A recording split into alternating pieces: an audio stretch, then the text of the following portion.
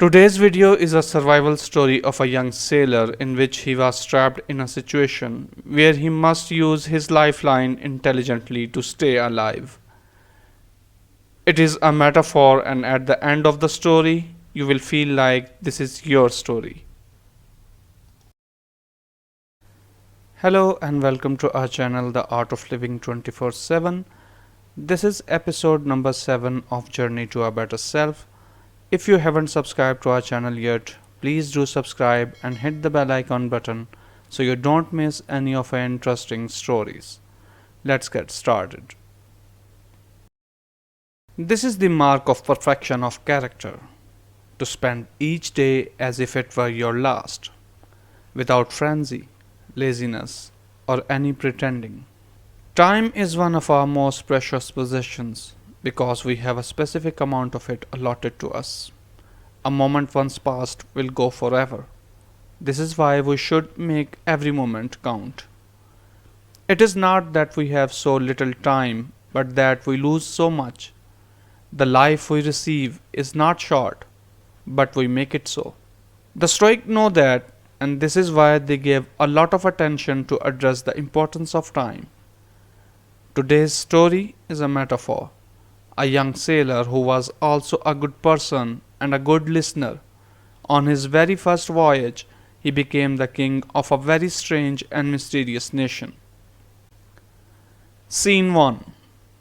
The night is young and the moon is full. James enters his room and starts packing. James was recently hired as a sailor on a ship. His ship is ready and going to sail in the morning. James wanted to be ready for sailing as well.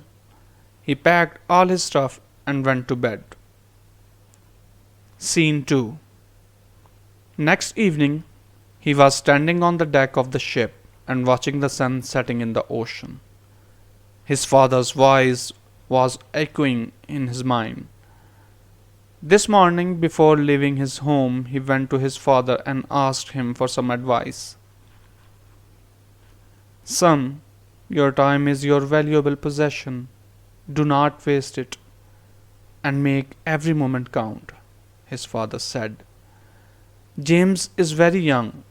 Although he knows that his father is a wise man, he did not fully understand the meaning of this advice. Scene 3. On the 7th night of this voyage, James was sleeping when a very disturbing turbulence woke him up. Voices of gunfires and people's screams are getting louder and louder. He ran towards the deck of the ship. Apparently, his ship was under attack by the pirates. Smoke of guns and fire is getting darker, making vision blurry. James was not a coward and wanted to fight back, so he ran towards the room where weapons for emergency were kept. On his way, he was hit by some piece of wood and fell into the water. Scene 4. James opens his eyes slowly. His mind is empty and he does not know where he is right now. Last thing he remembers was that his ship was attacked by the pirates. He was hit on the head by some piece of wood and fell into the water. He was pulled onto a small boat by someone and fainted. Now he woke up in a room. An old man, who seems to be a healer, told him that they found him on the beach, wounded, alone, and unconscious. He told him that he is a healer of his tribe, and his tribe has a tradition. Every year on this day, any stranger came across to them. They made him their king for 1 year, and now James is their new king. James asked the healer, "What will happen when this 1 year period comes to an end?" The healer replied, "You will be left alone on a nearby deserted island, and his tribe will wait for a new stranger. This deserted island is inhabitable because wild beasts and poisonous reptiles live there in abundance." Scene 5. It's been a month now on this island. The tribal people served their king with good care and food. James' wounds are healing and he is regaining his strength. James is the king now. He does not have to do any kind of work. He has plenty of time to spare. But he also remembers his father's advice, and now the depth of his father's words is turning into reality. He has 1 year, and then he will be thrown into the wilderness to die. James knows he cannot waste any of his time. He gathered the top 100 hunters of his army and divided them into 10 teams. Each team consists of 10 hunters. He ordered those hunters to hunt as a team. Scene 6. 2 months have passed on this island. Hunters are now well trained to hunt as a team. James then announced a hunt contest.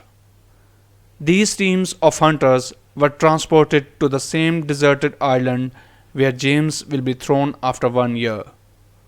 These teams will hunt as many wild beasts or poisonous reptiles as they can, and after every 10 days, the hunt of every team will be counted, and the winning team will be rewarded with good fortune. Scene 7. It's been 6 months now. James now has 6 months left. Hunting teams had done well and had killed almost every wild beast and poisonous reptile. The same deserted island is now habitable. James now ordered his army to build a camp on this island and announced free land for house and cultivation for those who want to live on the island and cultivate the land. People start registering themselves for free land. Scene 8. It is the last day of James' reign as king. The same deserted island is turned into a small town. In the morning, James asks the tribal elders to complete their ritual. Take the crown off from his head and leave him on the island. The oldest among the tribal elders came forth and said, "Your Highness, you have passed our test. You are the kind of king we have been looking for years. You are now our leader and king for life. In life, you have been allotted a limited amount of time. That makes time very valuable. The amount of time is not in your control, but the quality of time depends on how you spend it. As I have told you earlier, this story is a metaphor. Take James as your own self. If you are a religious person, take the 1 year reign as your life, the deserted island as your afterlife. Teams of hunters are the choices God has given you. The villagers agreed to live on the deserted island are your good deeds. And if you are in a profession, take 1 year as your allotted time frame. Deserted island is your field, teams of hunters are your resources, the land you freed from the wild beast is your achievement. The villagers agreed to live there are your prophets who cultivate more prophets. And if you are a student, take 1 year as your time before exams. Deserted island is your exams. Wild beasts are the topics you have to cover. Teams of hunters are your books. Team of hunters are your books and references. The land you freed and the villagers who agreed to live on the island are your results that stay with you for life. This metaphor goes on and on.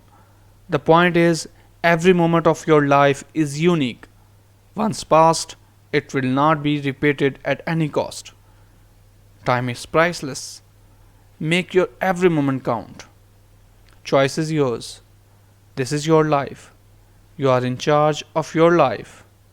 You are in the driver's seat. I am sitting by your side, and we are on the journey to a better self.